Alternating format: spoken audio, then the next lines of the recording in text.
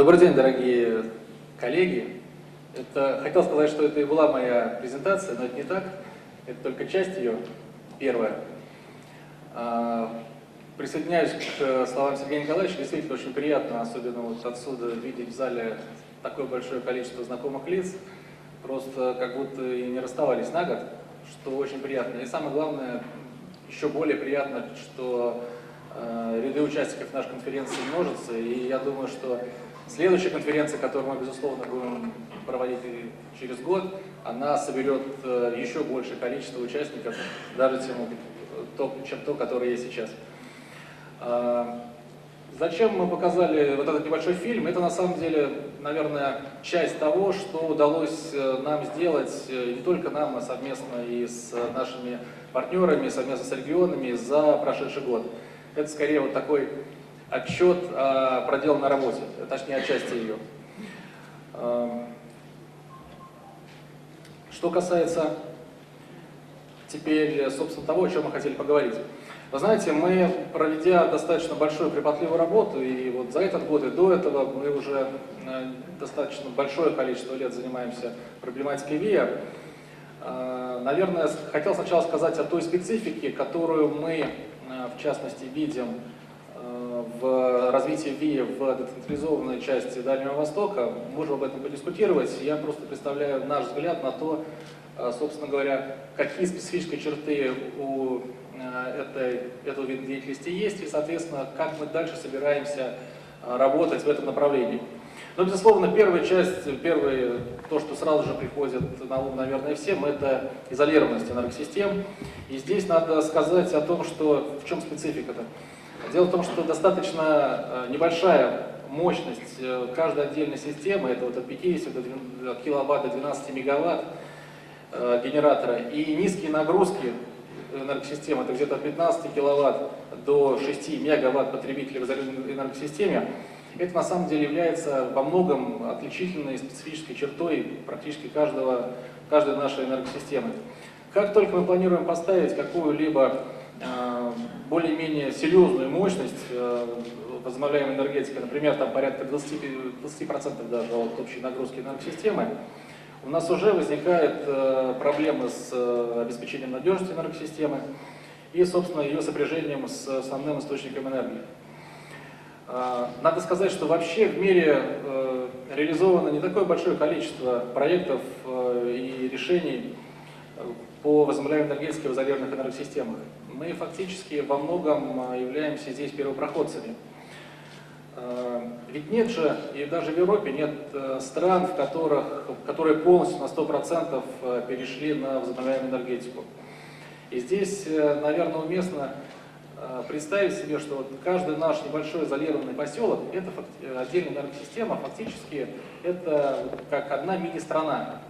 И если, условно, там, для европейской части наилучшими с точки зрения возобновляемой энергетики является достижение уровня порядка 20-30% от общего уровня мощности генерации, то наши проекты, а мы, каждый небольшой поселок, это отдельная энергосистема, мы фактически в относительном выражении этот показатель перевыполним. То есть у нас вот много-много-много таких изолированных энергосистем, и в каждом из них, там, где будет реализован проект ВИА, естественно, процент соотношения будет гораздо больше, чем 20 или 30%.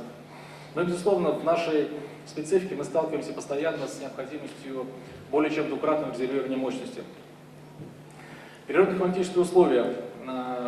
Не буду, наверное, долго на этом останавливаться. Все те люди, которые и живут, тем более на Дальнем Востоке, и те, которые сюда приезжают, понимают, что огромное количество регионов, и даже в рамках одного региона есть существенная разница по климатическим условиям.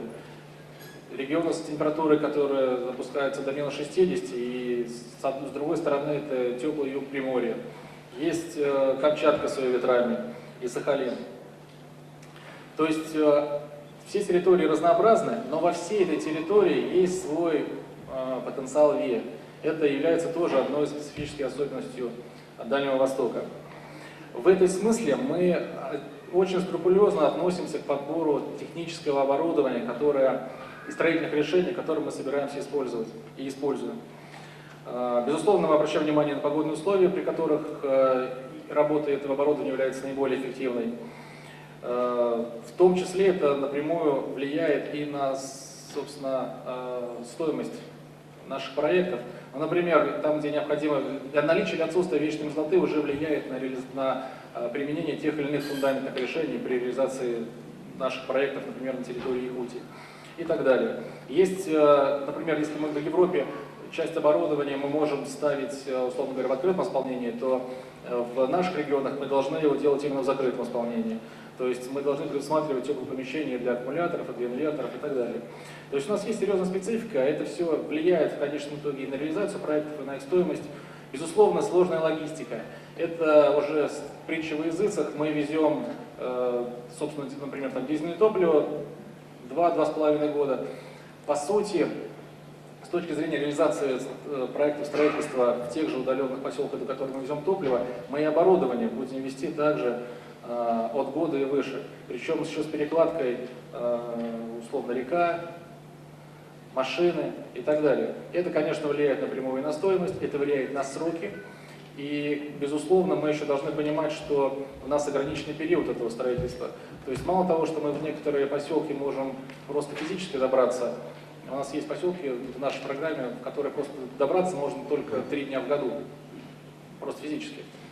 И это в том числе обуславливает сроки реализации наших проектов строительства объектов возобновляемой энергетики. Безусловно, все это является основными отличительными особенностями, но при этом же именно высокая стоимость завозного топлива дизельного, именно достаточно серьезная изношенность оборудования и наличие природного потенциала делают наши проекты экономически окупаемыми, просто за счет экономии на ресурсах. Соответственно, у нас есть достаточно четкий подход к тому, что нам нужно сделать. Мы обязаны делать, как уже сказал Игорь Афанасьевич, это формирование нормативно-правовой базы, это необходимые долгосрочные тарифы нам, и необходимо обеспечить гарантию экономии топлива. Нам необходимо разрабатывать оптимальные технические решения, о чем Сергей Николаевич уже сказал. То есть мы делаем сейчас типовые решения технические, мы проводим свои собственные научно-исследовательские работы для поиска тех решений, которые будут подходить именно для конкретных территорий. Мы также работаем напрямую с регионами, заключая соглашения о взаимодействии и о совместном финансировании наших проектов. Как мы уже говорили, с Приморьем, и с Камчаткой, и, безусловно, с Якутией. Мы организуем схемы финансирования, это речь идет и о наших собственных и заемных средствах, это идет речь и о софинансировании со стороны наших партнеров, это в том числе и реализация различного рода энергосервисных контрактов, экспортное финансирование и так далее. То есть разные варианты организации финансирования есть. Все это привело к созданию нами нашей программы развития. Здесь надо сказать о следующем. Здесь динамично меняющая картинка, если видите, потенциал развития и уровень инсоляции, и нагрузки ветра в зависимости от месяцев. И здесь мы понимаем следующее. Что касается потенциала. Нам интересны проекты там, где топливная составляющая больше 12 рублей на киловатт-час. Это уже следствие той программы, которую мы для себя разработали и сейчас активно внедряем. КЮМ по Солнцу должен быть больше 10%. С точки зрения ветра нас интересуют проекты, и мы их видим и знаем, где топливная составляющая больше 8 рублей на киловатт-час, и КЮМ порядка больше 20%. Отдельно надо сказать о биомассе. Мы также рассмотрели и это направление возобновляемой энергетики, и видим, что для Дальнего Востока оно не является приоритетным. Просто в силу того, что недостаточно, собственно, недостаточно просто ресурсов этой биомассы, это различные и аграрно-промышленные комплексы, и твердые бытовые отходы мы смотрели, и сточные воды мы смотрели, различные виды мы смотрели. У них достаточно высокая удельная капиталоемкость, и самое главное, достаточно небольшая мощность. По сути, эти проекты интересны могут быть только тем производителям этой самой биомассы, недалеко от их расположения, что тоже не является экономически эффективным. Что касается технологий, мы определили, что нам необходимо с точки зрения приоритетных технологий по Солнцу, это поликристаллическая технология, мы смотрим поликристаллические модули. Что касается, значит, мы определились с инверторами, мы определили, что нам необходимы свинцово-кислотные гелевые аккумуляторы. Это тоже как те технологии, которые мы будем развивать здесь, на территории Дальнего Востока. Безусловно, что касается аккумуляторов, при снижении их стоимости мы можем рассматривать и литий-ионные. Что касается мощности ветряков, нас им будут интересовать ветряки от 100 киловатт до 1 мегаватта. Это должны быть небольшие ветряки, которые можно легко транспортировать в 20-футовом контейнере, с тем, чтобы был небольшой вес гондолы, и желательно, чтобы они были самоподъемными, потому что у нас есть проблемы и сложности с доставкой, не только с доставкой, но и с подъемом, собственно, гондол на высоту в условиях, когда просто физически нельзя перевести кран на место площадки. Ну и, безусловно, климат. Это от минус 30 до минус 45 до Арктики. Все должно работать. И, соответственно, когда мы говорим о ветряках, это должно быть 2-го или 3-го класса. Мы разработали порядка 176 проектов. Сейчас это экономически эффективные проекты, не только те проекты, в которых можно делать, в принципе, ветряк с точки зрения природно-практического потенциала, но и там, где это будет экономически эффективно. У нас 176 проектов сейчас, порядка 11 миллиардов рублей инвестиций необходимо вложить, минимум. И это не только, причем, объекты небольшие, но в том числе у нас уже есть несколько ветропарков в качестве потенциальных проектов в ОС Востока. И последнее, наверное, чтобы закончить, что же делать дальше нам? Вот недавно прошла Олимпиада, мы постарались так в виде 5 колец сформулировать для себя, что мы будем делать дальше. Первое. Для нас возобновляемая энергетика не является самоцелью. Мы не имеем желания просто поставить некую надстройку в виде объекта возобновляемой энергетики и дальше его эксплуатировать. Речь идет фактически о реконструкции существующей ДЭС, о формировании смарт-грид, о других элементах, которые позволят в целом реконструировать энергообеспечение конкретного места. Это может быть либо типовой поселок, либо что-то другое, но суть в том, что этот подход должен быть комплексный. Здесь мы понимаем, что нам необходимо это делать по этапам. На первом этапе, видимо, мы будем работать и устанавливать, собственно, сам объект, либо солнечную, либо ветряную электростанцию, без необходимости коренной реконструкции существующей дизельной станции. На втором и на третьем этапе это как раз уже непосредственно работа, связанная с реконструкцией дизельной станции, с реконструкцией теплосетей, электросетей и так далее. Безусловно, уже Егор Федорович отмечал, это совершенствование нормативно-правовой базы, о чем мы уже тоже говорим все время. Необходимы долгосрочные тарифы, необходимо для инвесторов, будем ли мы инвестором или кто-то другой, неважно, но для инвесторов необходимо сохранение топливно-снабжающей в тарифе после того, как проект начнет реализовываться, который, собственно, именно это топливо-снабжающее для нас и будет являться источником для возврата инвестиций. Дальше для нас необходимо, это обязательно, это системное финансирование. То есть мы не будем подходить отдельно, наверное, к каждому проекту, мы будем реализовывать комплексно нашу программу. При этом у нас есть действительно хорошие уже наработанные связи с нашими коллегами из стран АТР, это японские наши компании, китайские, активно достаточно ведут себя и наши корейские партнеры. Мы понимаем, что мы всегда, как ни странно, сможем найти деньги. У нас вопрос сейчас не в том, что где найти деньги, это тоже достаточно интересная ситуация.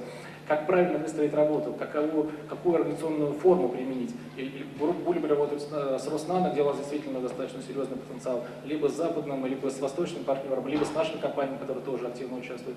Нам просто важно, мы сейчас нарабатываем эти организационные схемы, которые при применимости позволят нам единомоментно реализовывать большое количество проектов и выполнить нашу задачу 120 мегаватт к 2020 году. И, наверное, последнее, мы понимаем, что как только мы пойдем системно по этому пути, как только мы пойдем массово реализовывать проекты в разных регионах, причем не только Якутии, но и в целом Дальнего Востока, потребуется создание и своих собственных сервисных центров, и своих производственных центров логистики отдельно и так далее. Здесь мы тоже уже находим понимание потенциальных поставщиков. Мы понимаем, что это будет система, общая система реализации проектов возобновляемой энергетики на территории Дальнего Востока. Наверное, этим я и хочу закончить короткий свой доклад. Спасибо вам большое за внимание. Готов ответить на вопросы, когда они появятся. Спасибо.